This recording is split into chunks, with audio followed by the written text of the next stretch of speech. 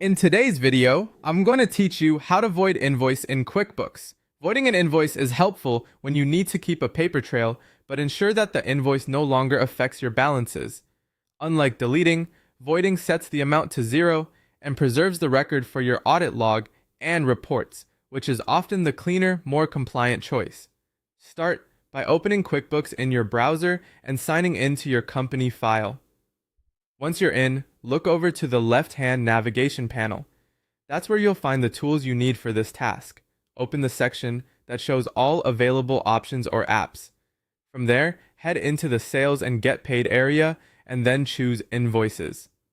This brings you to your full list of invoices, where you can view recent activity and manage each transaction. Now locate the specific invoice you want to void. You can scroll the list or use the search and filters at the top if you have a lot of records. Take a moment to double check you've got the right one by confirming the customer name, the invoice date, and the amount. This is important because voiding affects your books immediately and is not something you want to apply to the wrong document. Once you've found the correct invoice, look across its row to the action column. You'll see a small drop-down button or arrow there. Click that drop-down to reveal the available actions for this invoice. From the menu, choose Void. QuickBooks will prompt you with a confirmation message that asks if you want to void the invoice. This safeguard helps prevent accidental changes. When you're sure, click Void Invoice to confirm.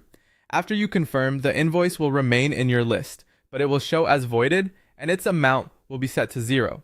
This preserves your audit trail while ensuring the invoice no longer impacts accounts receivable or related reports. A few quick tips as you finish up. If the invoice has a payment linked to it, QuickBooks may not allow you to void it until that payment is addressed. In those cases, review the linked transaction first. Also, if your accounting period is locked or you're working in a closed month, check with your accounting administrator before voiding. Finally, keep notes or a memo on why the invoice was voided to make future reviews easier. That's it. You've successfully navigated to your invoices, opened the action menu, selected void, confirmed the prompt, and finalized the change.